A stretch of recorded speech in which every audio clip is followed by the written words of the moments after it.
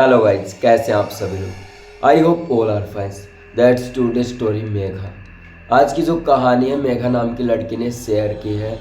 जो मेघा के साथ हुआ था उस रात, वो काफ़ी अजीब था। और सबसे पहली बात मैं आप लोगों को बता दूं दोस्तों, कि जो हमारे पितृ होते हैं, जो हमारी रक्षा करते हैं, यानी हमारे पूर्वज, जिन्हें हम देवता मानते हैं, यानी कि हमारे जो दादा दादी जिनकी डेथ हो चुकी है, यदि हम उनकी पूजा करते हैं, पितृ जिसे हम कहते हैं, यदि हम उनकी पूजा करते हैं, साध लगाते हैं, तो सबसे पहले मैं यही कहूँगा, ये वीडियो उन्हीं के ऊपर बेस्ड है। और ये आपको अच्छी भी लगेगी, क्योंकि कोविड में काफ़ी लोगों ने अपने मम्मी पापा को खोया था और काफ़ी लोगों ने कुछ कुछ झेला था। तो कुल मिला के ये है कि यदि आप ये वीडियो देख रहे हो तो अपने पितृ देवता, यानी हमारे दादा दादी जिनकी डेथ हो चुकी है, या फिर और भी पूर्वज जिन्हें हम पूर्व वो मानते हैं देवता, जिनकी हम पूजा करते हैं, तो बेस्ट उन्हीं के ऊपर है। तो मैं यही कहूँगा कि आप सबसे पहले उनको प्रणाम करें, हमारे पितृ देवता हैं। और जल्दी से कहानी शुरू करते हैं। तो नमस्कार दोस्तों, आज की जो कहानी है मेघा नाम की लड़की की है, लेकिन अब तो उसकी शादी हो गई है, तो वो अब गुरुग्राम में रह रही है। 2 साल पहले शादी हुई थी। तो गुरुग्राम में जब वो रह रही थी तो उनका जो हस्बैंड था वो अच्छी जॉब किया करते थे, जॉब पर कंपनी में जाया करते थे। उनकी जो रैंक थी, पोजीशन थी, काफ़ी अच्छी थी, उनकी सैलरी भी बढ़िया थी। तो उसी के चलते उन्होंने अपनी जगह चेंज कर ली थी और गुरुग्राम को छोड़कर वो गुजरात रहने लगे थे, क्योंकि उनके जो हस्बैंड थे उनकी प्लेसमेंट जो थी गुजरात में हो गई थी, यानी उन्होंने ट्रांसफ़र करवा लिया था कि भाई अब गुजरात में रहेंगे, गुजरात घूमेंगे, ये सब कुछ। तो उनकी ट्रांसफ़र हो गई थी, ऐसे जैसे हमारी होती है, जैसे पुलिस की होगी और कोई जॉब की होगी, तो ऐसे उनकी भी ट्रांसफ़र हुई। तो वो गुजरात रहने लगे अपनी पत्नी के साथ। उनकी जो पत्नी थी मेघा, जिसने ये कहानी शेयर की है, मेघा ने सब कुछ बताया कि ऐसे ऐसे हम रहा करते थे। जब छोटे थे तो हमारे मम्मी पापा कोविड में गुजर गए थे, जो हमारे दादा दादी थे, और जो हमारी मम्मी थी वो भी कोविड के चलते ही चली गई थी। तो जिसके चलते मेरे नाना ने मुझे पाला था और मेरी शादी कराई अभी अभी। तो मेघा ने सब कुछ बता रखा था। तो उसके जो हस्बैंड थे अच्छी जॉब किया करते थे, अच्छे पैसे कमाया करते थे, उनके पास किसी भी चीज़ की कोई भी कमी नहीं थी, अपने इंजॉय बिल्कुल अच्छे से किया करते थे। और मेघा भी बहुत ज़्यादा खुश थी।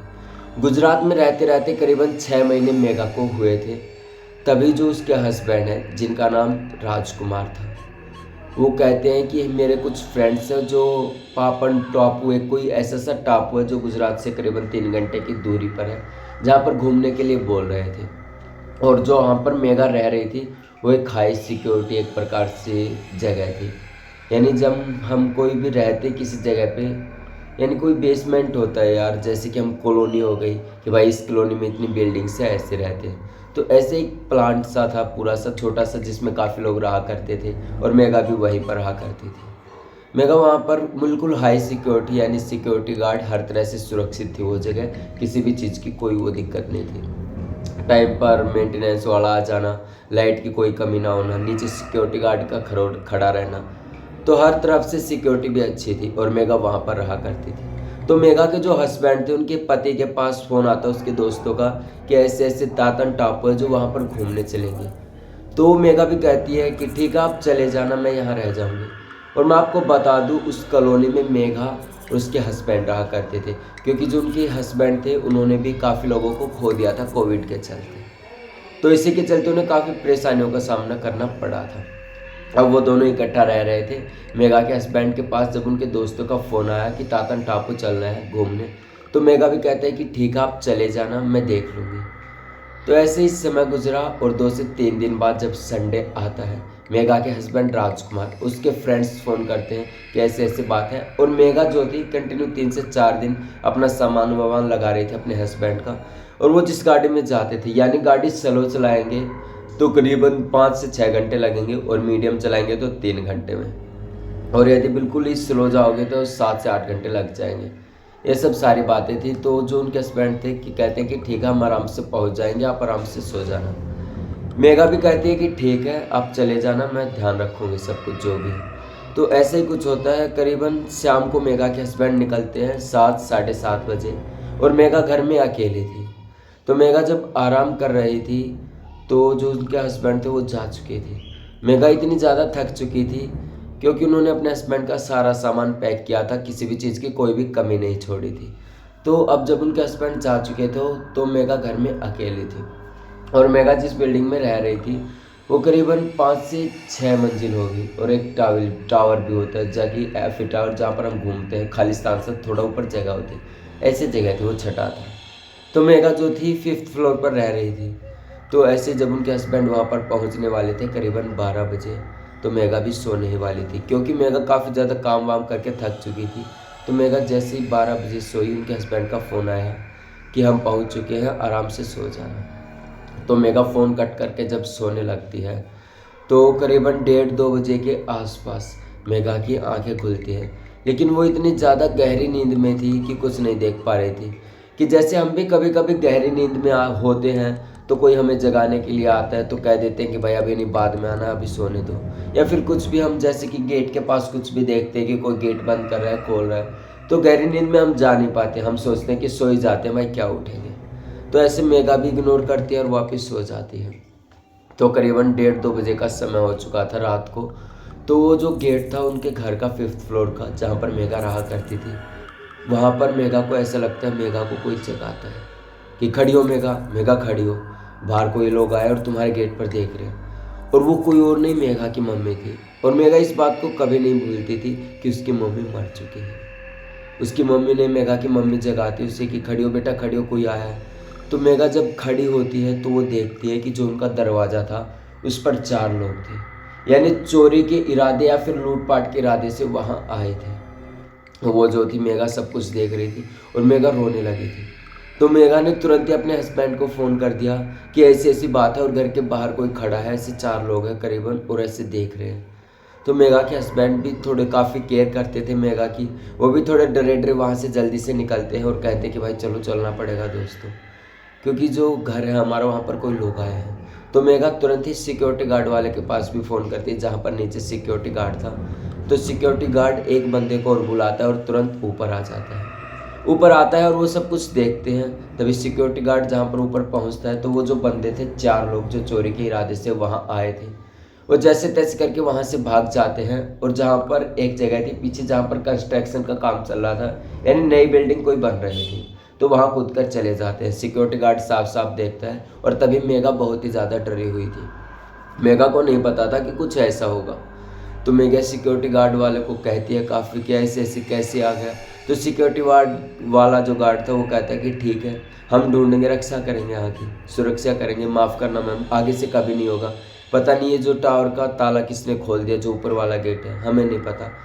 और वो पहली बार ही हो रहा था कि मेघा अकेली थी घर में, और टावर का जो ऊपर वाला जो 6ठा फ्लोर होता है, जहाँ पर बेसमेंट होती है खुली सी, जहाँ पर लोग कभी कभी बैठते हैं, तो वो जगह खुली थी। तो मेघा ने कहा कि ये जगह खुली कैसे है।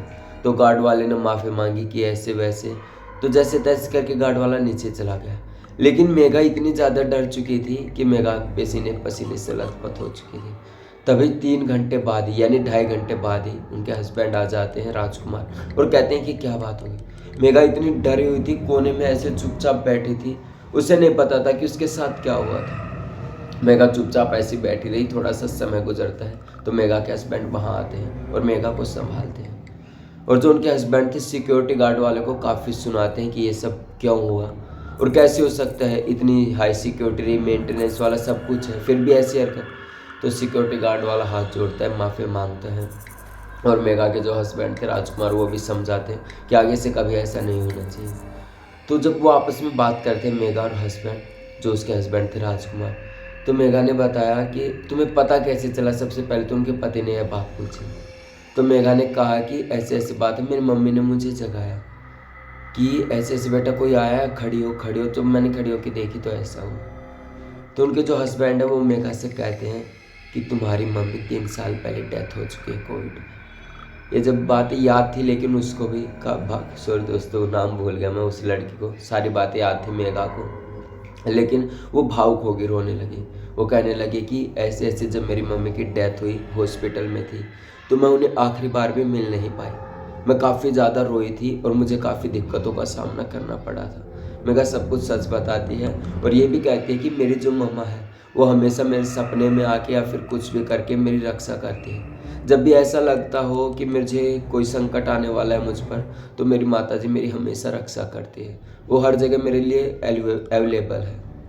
मैं कहीं भी जाऊँ या फिर अकेले कहीं पर भी हूँ, तो मुझे ऐसा महसूस हो जाता है कि कोई मेरी रक्षा करने के लिए आ चुका है। यानी मेरी मोम मुझे आस-पास नज़र आती है और शायद इसी के चलते मैं रात को उठी थी और आपको कॉल किया था।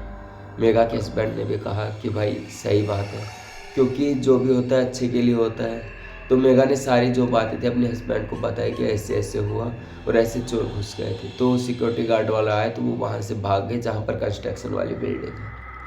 तो मेघा रिलैक्स हुई, उसने हस्बैंड को गले लगाया कि मुझे नहीं पता, मैं अकेले कभी भी ऐसे नहीं रहूँगी। तो उस दिन का दिन है और आज का दिन है। मेघा कभी भी किसी के साथ वो नहीं करती, हमेशा अपने हस्बैंड के साथ रहती है और वो कहीं जाते हैं तो वो भी उनके साथ निकल जाते हैं। तो ये जो सारी बातें थी पितृ देवता, जो हमारे दादा दादी जिनकी डेथ हुई है उनके लिए खासकर, यानी कि हमारी मम्मी यानी किसी की भी डेथ हो जाए तो मैं तो यही कहूँगा कि हमारे जो पितृ देवता हैं उनकी पूजा करनी चाहिए, क्योंकि वो हर समय हमें अवेलेबल रहते हैं। हमें हर जगह से देखते रहते हैं कि हमारा बच्चा कर क्या रहा है, किस तरह वो कर रहा है। तो सबसे यही बात कहूँगा कि आप अभी ये वीडियो आपने देखी है तो अपने पितृ देवता की पूजा किया करो। जो श्राद्ध होता है उन्हें भोजन का थोड़ा सा गहन लगाया करो, क्योंकि काफ़ी अच्छा होता है। हमारे पितृ देवता यदि हम खुश रखेंगे तो हमारे भगवान हैं वो भी खुश रहेंगे। तो सबसे बड़ी बात यही है कि हमेशा खुश रहना चाहिए। और ये जो कहानी है कमेंट बॉक्स में ज़रूर बताएं कि आपको कैसी लगी। और मैं हाथ जोड़ता हूँ उन लोगों के लिए जिन्होंने कोविड में अपने मम्मी पापा या फिर दादा दादी बहन भाई किसी को खोया है। तो भगवान उनको शांति दे और उनकी रक्षा करे। तो जय हिंद दोस्तों, आज की कहानी यहीं पर समाप्त होती है। कल फिर से मिलेंगे एक और खौफनाक कहानी लेकर।